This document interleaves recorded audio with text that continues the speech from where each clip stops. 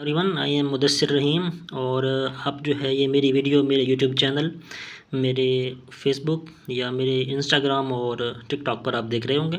आज की इस वीडियो के अंदर जो है हम CSS 2024 का जो कंपोजिशन का पेपर था, प्रेसी राइटिंग और कंपोजिशन वाला, उसके MCQs जो हैं वो सॉल्व करेंगे। हम इसमें सिनोनियम वाला जो पार्ट था सिर्फ उसी को सॉल्व करेंगे, बाकी जो है हम नेक्स्ट वीडियो के अंदर करेंगे एंटोनियम वाला जो पार्ट है। ठीक है, तो सबसे पहले स्टार्ट करते हैं। जो पहला पहला वर्ड आपको नज़र आ रहा होगा ना स्क्रीन पे, ये होता है यूबिक्विटस। अब इसका मतलब क्या होता है? इसका मतलब होता है कोई ऐसी चीज़ जो हर जगह पर एवरीवेयर प्रेजेंट हो। ठीक है, तो इसमें ऑप्शन तो बी बनता है ना, हमें नज़र आ रहा है। लेकिन हम दूसरे जो है ना ऑप्शन, उनका भी मीनिंग देख लेते हैं, मीनिंग्स देख लेते हैं कि क्या बनता है ना। अब पहला जो ए है वो है स्केर्स। वो ऐसी चीज़ जो मतलब बहुत कम मिकदार में हो, नायाब हो, तो उसे स्केर्स कहते हैं। ठीक है, प्रेजेंट एवरीवेयर तो ये हो गया कि हर जगह पर प्रेजेंट है। यूनिक कोई ऐसी चीज़ होती है जिसकी कोई कॉपी ना हो, मतलब वो उस जैसा कोई और ना हो। लिमिटेड मतलब महदूद सप्लाई हो किसी चीज़ की, अगर महदूद मिकदार हो तो उसको हम जो है वो लिमिटेड कहते हैं।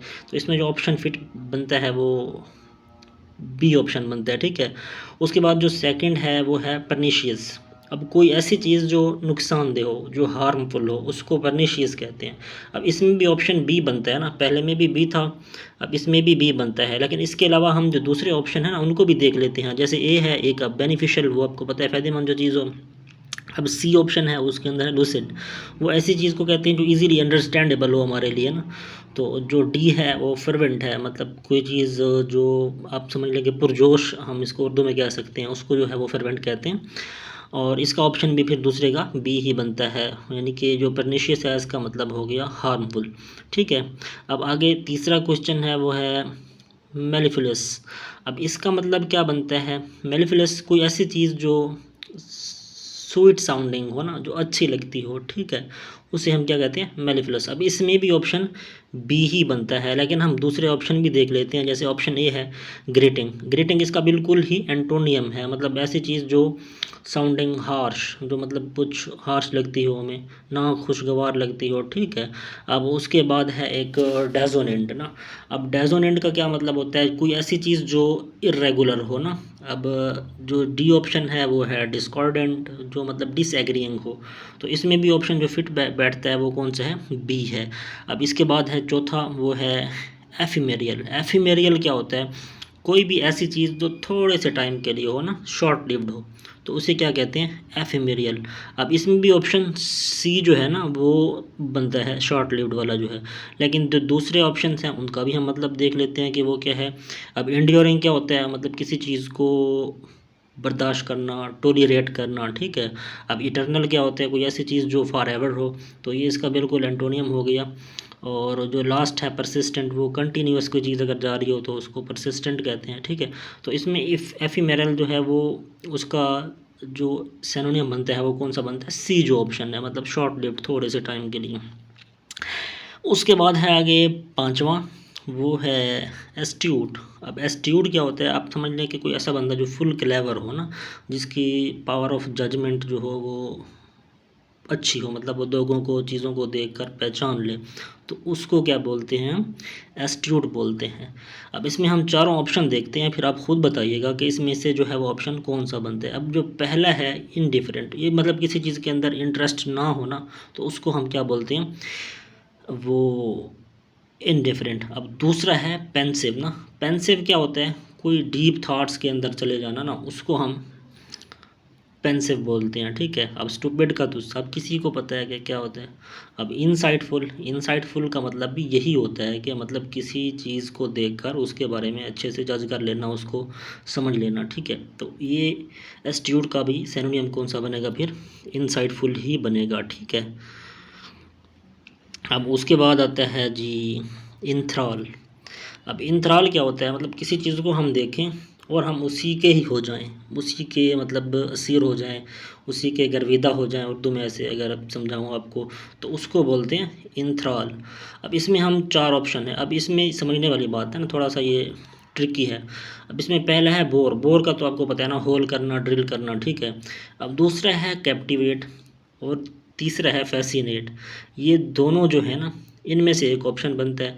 तो अब हम पहले डी को देख लेते हैं, फिर ये दोनों को एक्सप्लेन करते हैं कि कौन सा ऑप्शन सही बनता है। अब जैसे डिसइंटरेस्ट है, डिसइंटरेस्ट हो गया न्यूट्रल, ये भी नहीं बनता ना, इससे रेलिवेंट नहीं है। अब जो दो हैं कैप्टिवेट और फैसिनेट, ये दो बनते हैं रेलिवेंट। अब बंदे यहाँ पे कंफ्यूज हो जाते हैं कि मतलब एक ही हैं ये।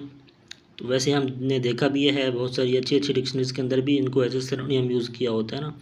तो अब यहाँ पे कौन सा ऑप्शन बनेगा इंथ्राल के अंदर? अब कैप्टिवेट और फैसिनेट के दरमियान जो हमें फार्क जो डिफरेंस है ना, वो समझना होगा कि ये क्या है। अब कैप्टिवेट क्या होता है? मतलब किसी चीज़ का फुल असीर हो जाना, मतलब किसी चीज़ को हम देखें और बस उसी के होके रह जाए ना, तो वो कैप्टिवेट होता है। फैसिनेट क्या होता है? कोई चीज़ हमें अच्छी लग रही है, मतलब इंटरेस्टिंग लग रही है इसको मैं एक मतलब मज़ाहिया अंदाज में आपको समझाता हूँ। स्पेशली जो बॉयज़ होते हैं वो, उनको हर लड़की अच्छी लगती है, मतलब हर लड़की से फैसिनेट हो जाते हैं। लेकिन कैप्टिवेट जो होता है वो किसी एक से ही होते हैं, मतलब बस उसी के ही होके रहते हैं, उसी के कैदी हो जाते हैं, उसी के। ठीक है, आप समझ आ गई? वो होता है कैप्टिवेट। अब इंथ्राल भी क्या होता है? फुल किसी चीज़ का हो गया, मतलब किसी चीज़ को देखें हमें फुल अच्छी तरह से पसंद आ जाए वो, या उसके असीर बन जाए हम, तो यहाँ पे ऑप्शन फैसिनेट नहीं बनेगा, कैप्टिवेट ही बनेगा। ठीक है। अब उसके बाद है सेकोफेंट। तो ये क्या होते हैं? चमचे समझते हैं आप, जो मतलब ऑफिसेज में फिर रहे होते हैं चमचे, बॉस का चमचा, किसी एमपी एमएलए का चमचा, किसी मिनिस्टर का चमचा, उसको बोलते हैं सेकोफेंट। मतलब खामखा किसी की तारीफ़ कर देना ताकि वो उसकी फेवर ले सकें हम। अब पहला है इसमें ऑप्शन है एडमायरर। एडमायरर क्या होता है? किसी की तारीफ़ करने वाला। तो अब हम देखते हैं कि ये भी ऑप्शन बनता है यानी, क्योंकि एडमायरर भी तारीफ़ करने वाला होता है और फ्लैटरर भी। अब इन दोनों में से कौन सा बनेगा? बाकी दूसरों का जो एडवोकेट होता है वो भी किसी की मतलब साइड लेने वाला, किसी की तरफदारी करने वाला जो होता है। और क्रिटिक क्या होता है? किसी पर जो है वो मतलब तनकीद करने वाला, जो उर्दू में बोलते हैं। ठीक है।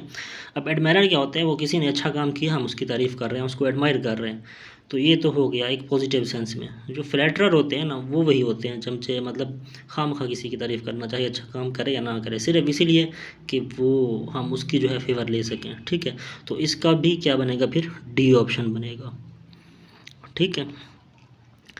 और उसके बाद है एसुएज। एसुएज क्या होता है? किसी चीज़ की इंटेंसिटी को कम कर देना, स्पेशली जो मतलब इमोशनल स्ट्रेस हो, कोई बंदा इमोशनल स्ट्रेस में हो, उसको हम कम कर दें, उसको मॉडिफाई कर दें। ठीक है। उसको जो मतलब उसको थोड़ा कम कर देना, किसी भी चीज़ का स्ट्रेस जो हो, किसी चीज़ की इंटेंसिटी हो, उसको कम करने को क्या बोलते हैं? एसुएज बोलते हैं।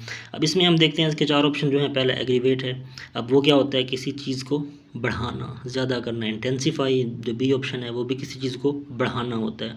अब इसमें सी और डी जो है ये कन्फ्यूजिंग है।